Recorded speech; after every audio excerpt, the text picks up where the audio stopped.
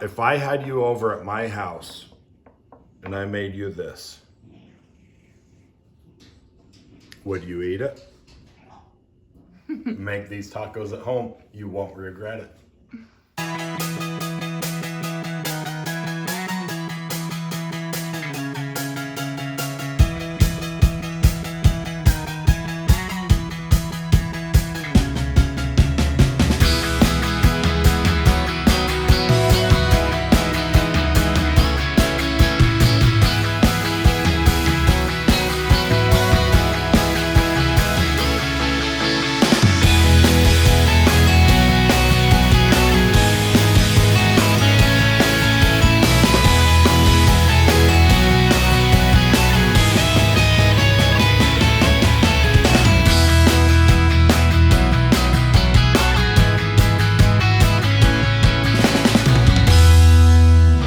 All right, today we're gonna do pulled pork tacos with a fresh made Pico de Gallo.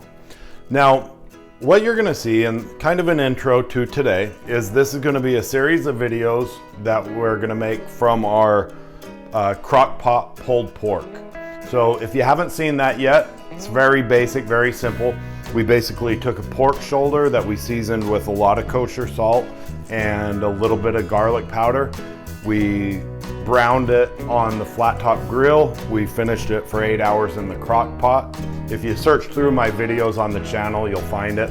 I only have probably 10 videos or a dozen you'd have to sort through. So it's pretty easy to find. And then once we get that, we've got a lot of different applications and a lot of different uses for it. We've left the fat on it, we've left the juices in it. And so it doesn't look chunky like a good dried pulled pork.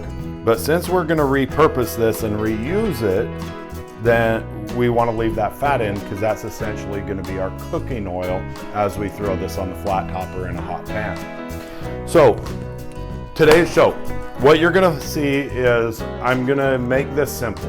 For those of you that are just seeing this for the first time or just joining my channel, here's where I'm at on things. I really like the cooking shows. I like Food Network. I like watching these shows. But a lot of times on some of their recipes, there's some point throughout that recipe and throughout that process that they lose me.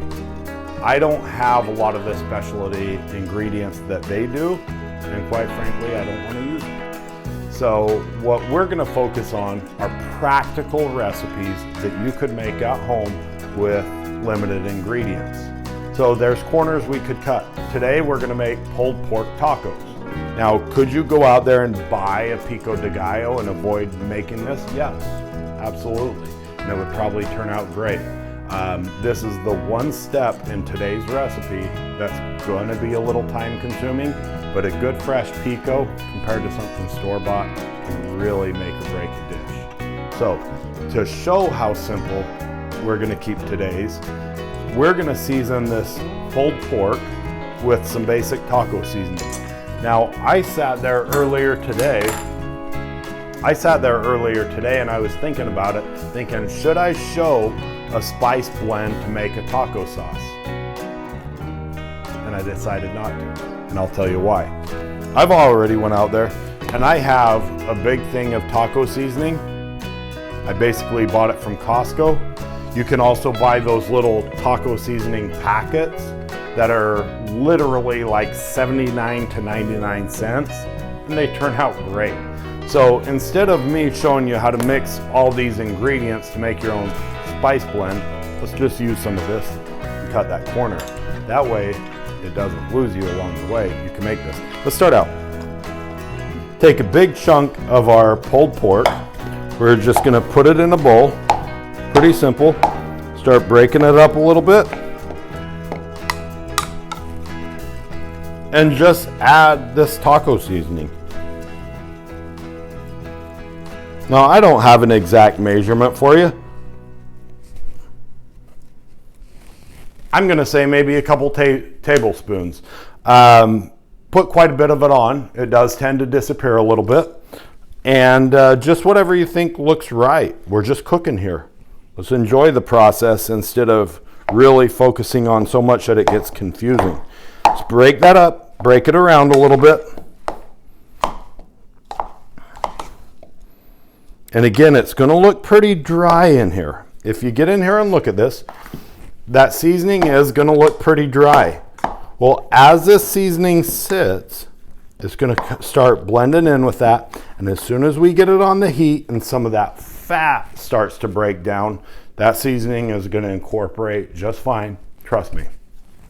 So I don't have a lot of extra tips for making a pico. Pico de Gallo is pretty straightforward. However, I do have one. And this is something that I do that some people may or may not agree with. It turns out good. Paper towels. So when I start cutting into these tomatoes, I don't like all the liquid. I don't like all those seeds and all that kind of thicker gelatinous type liquid. It's just not my thing. When I make a pico, if I want that stuff, I'll steer more towards the salsa. If I want a pico, I want it a little bit drier. And so I kind of get rid of some of that by cutting these on paper towels. And we're gonna start out with basically 3 pretty decent sized tomatoes.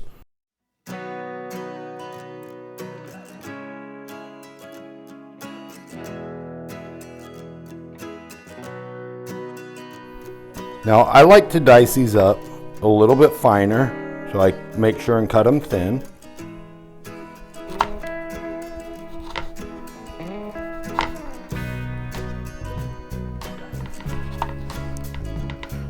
All right, so when I've got the tomato cut thin, I just basically separate them out on the paper towel. I get another one and I just kind of blot it off. So nothing too crazy, nothing too fancy. You don't need to wring them out or anything else. Just dry them off a little bit. Take the top one off, stack them up. I'm gonna make some slices this way. Gonna make some slices this way.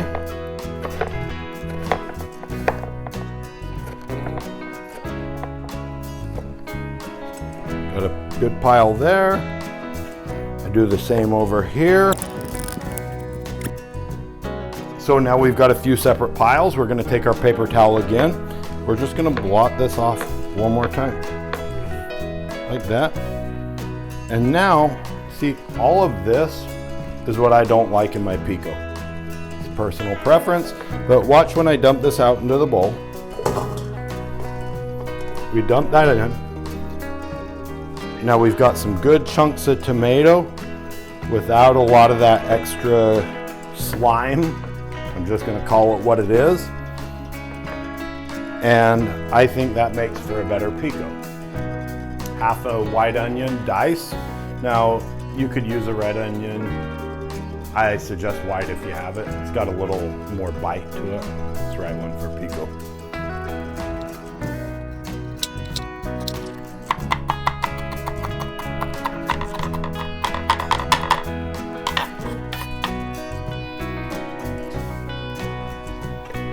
One half diced white onion. At this stage of it, I'm gonna put in some salt. And I'm gonna use a pinch, 3-finger pinch, and I'm gonna assume that's about a half of a teaspoon. The reason we're doing that now, we're actually gonna go a second one. The reason we do that now is that's gonna start pulling some of the moisture out of the tomatoes and the onions, help everything start to blend together. 1 heaping teaspoon of chopped garlic. 1/4 teaspoon of what you guys know my favorite spice is, white pepper. Underused white pepper. To that we're gonna add some cumin, ground cumin. I think this gives it a really nice smoky flavor, it's kind of a smoky bite. And we are gonna use about a half teaspoon of cumin. That we're gonna add some paprika. Obviously, every Spanish dish deserves some paprika. I usually don't use any measurements. I just kind of eyeball it, but as I've promised on my recipes and on my channels that I will give some exact measurements for those of you that might not do this as often as we do. So on the paprika, I'm gonna say 1 teaspoon of paprika, and they can be good full teaspoons. I am going to add some 6 chili powder, and I'm just going to eyeball this, and I'm just going to sprinkle it on, give it about, I don't know, maybe 6 or 7 good shakes. Now here's where we've got to have the conversation. It would be great to dice up a jalapeno and throw it in here. However, those of you that know, Keeley does not handle heat well, so all of my recipes are going to be kind of designed for that and geared around that. If I had a jalapeno, I would probably de-seed it. I'd chop it up, mince it really fine, and throw it in here. We're going to forego that today so we can eat it here. And we are also going to add some black pepper. We've already got the white pepper. Now we're going to add some black pepper. 1/2 teaspoon of black pepper.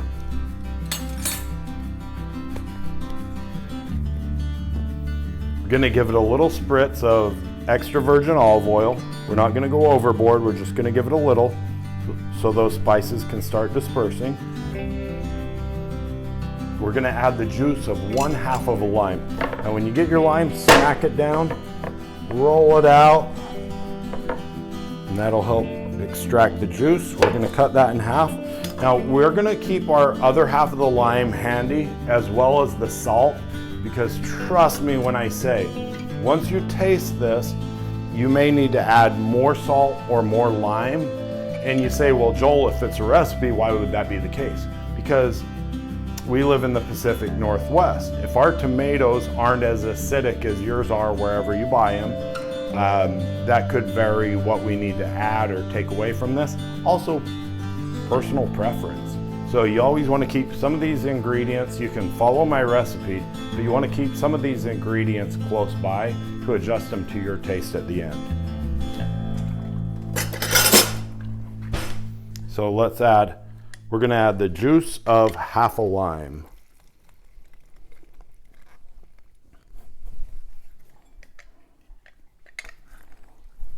All right, so our next and last ingredients is basically all the cilantro in the world. I personally do not think you can overdo it with cilantro. I think as much as you have, you should use. Some people do not like that, and that's okay for them to not like it as long as they realize that they're wrong. We like our cilantro. We're going to bundle it up. Keep your fingers out of the way. We're going to chop, we're going to chop, we're going to chop.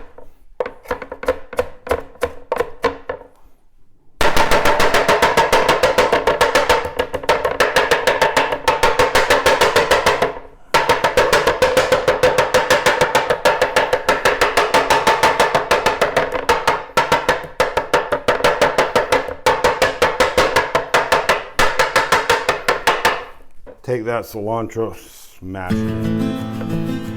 All right, and now we mix it up.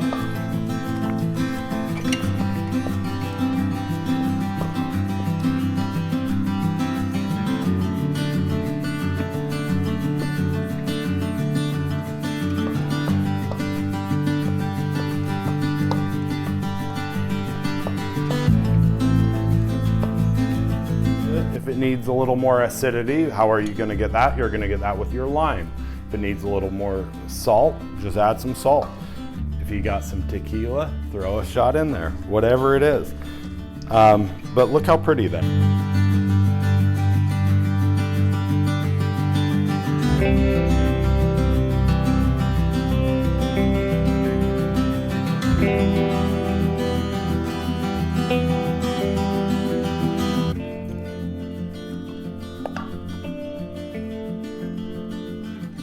Really good. Needs a little salt to balance out some of the acidity. Add a little extra salt. I did 2-3 finger pinches there and stir it up, and that should get us about where we need to go. Now, with this pico, guys, this is really good to make the day before you need it. So the same day it turns out great, it's delicious. The next day it's better. The day after that, it's the best. Then it starts to taper off. So if you want to make this, and I'm going to give you some advice here. make more than you need. This stuff is delicious on an omelet the next day. So make more than you need. And again, make this a day ahead of time. If you're having a party, a cookout, whatever, making these tacos, make some of that pico a day ahead of time. Let all the flavors start kind of coming together, and you got a really good product to use. I'm gonna take about 4 radishes, and we're gonna slice them thin. If you've ever seen the scene on Goodfellas, greatest scene ever in a movie, when the guy's sitting in prison with a little razor knife and he's chopping garlic super thin so it dissolves in the pan, that's what you should be doing with these radishes. So get in here and cut some of these radishes as thin as you can with a good sharp knife. They add texture, they add flavor, and they just look amazing when we finish out these tacos. One thing that I think a lot of home chefs make the mistake about is they make things too big. They add too many ingredients, make things look clunky. And so I was at the store, and you probably saw this on one of my other videos. I was at the store, I was buying tortillas. They were out of the smaller tortillas. I like this size, like these corn tortillas. We're making some of both today. Keely prefers flour. So they only had these bigger ones. Little hack for you. Throw out however many you're gonna use. Grab yourself a bowl. Just run a knife around the bowl.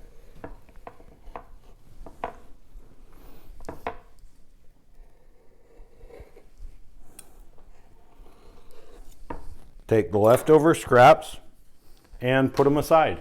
Just cut these down. Now they're similar size to the flour. We're gonna throw those on the grill. We'll get the pork started and then we'll finish out our tacos. Pretty simple video today, pretty simple recipe. I think you'll love it if you make it. Let's throw the tortillas on a piece of foil and let's head out to the flat top grill. Our grill's good and hot. We're gonna put just a little bit of cooking oil on it, not too much.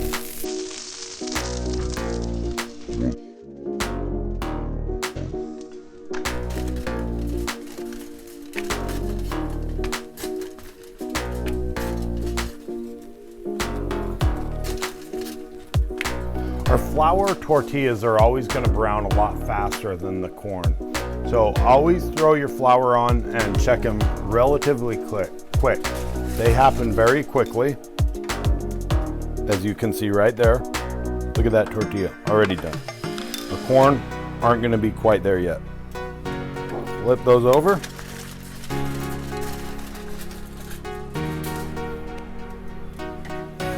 Pull those flour.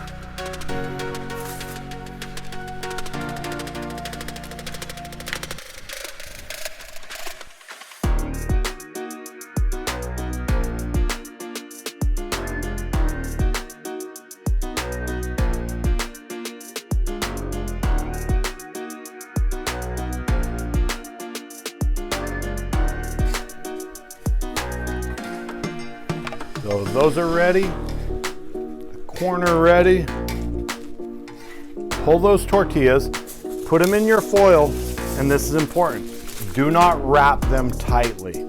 So if you put them too tight, they're gonna steam and they're gonna get soggy. So all we wanna do is lightly cover them and we'll throw them on the counter in our cooking station.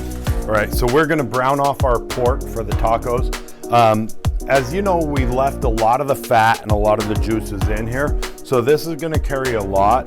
However, we wanna just put a little bit of oil down just to get it started.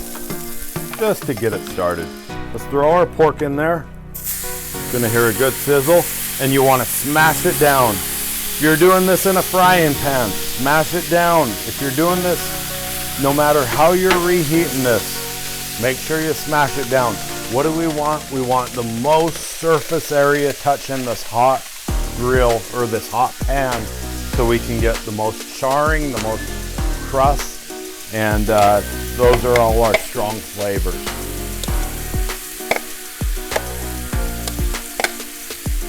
And now just watch that meat cook.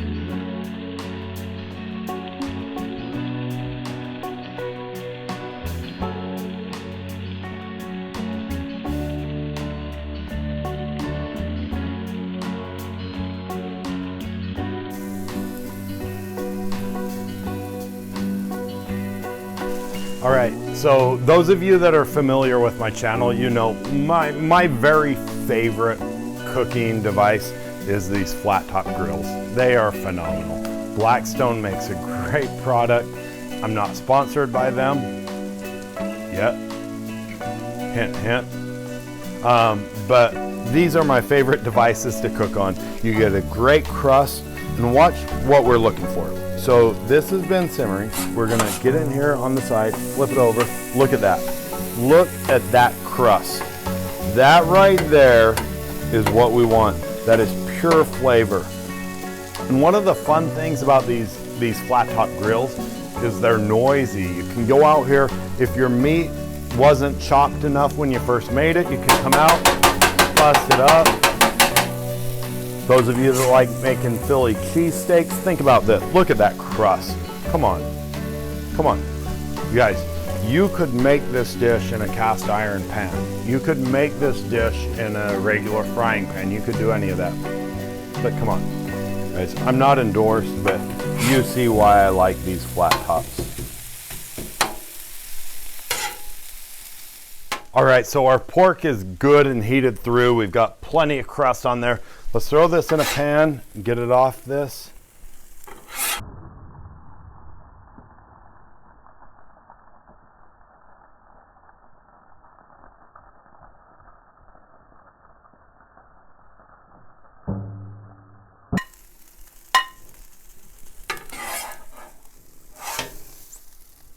Look at that. Look at that. Come on, you guys.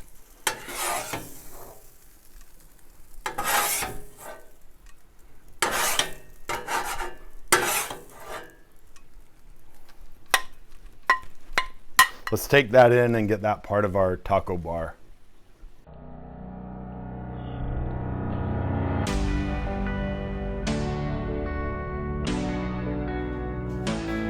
All right, here we go. We're gonna finish these things out.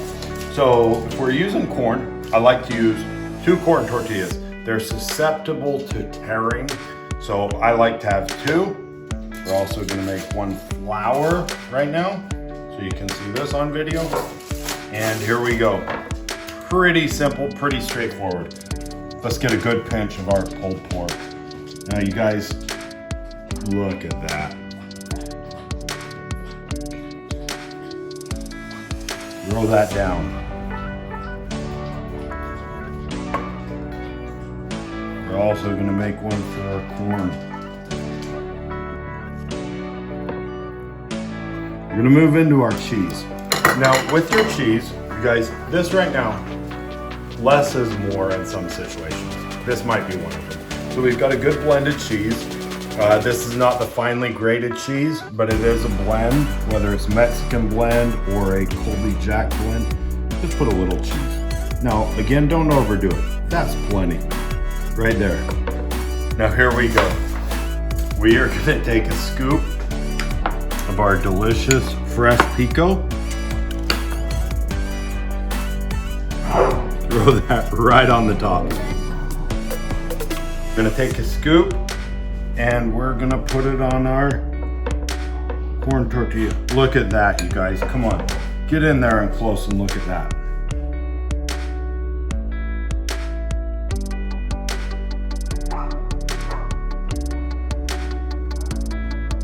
And then we're gonna finish them out with some of our thin sliced radishes.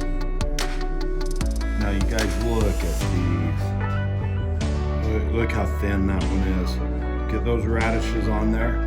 Last, but very not least, is a good spritz of some fresh lime.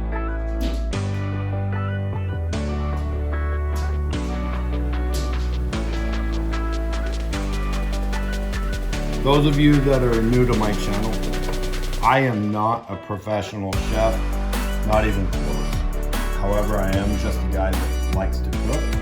And I try to make practical recipes that are tasty. So don't judge me as a professional chef. Again, I'm not, but just answer this. If I had you over at my house and I made you this, would you eat it?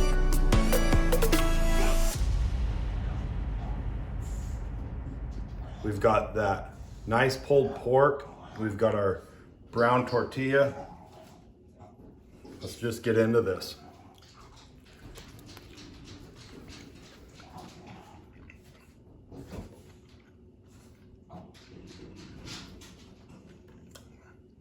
It's absolutely perfect. You guys, I don't like it when people overhype their own food or food that they made, but I'm just gonna tell you, this taco is absolutely delicious. If you have the ability and the means to make this at home, do it. Trust me when I say you will not regret it. Enjoy.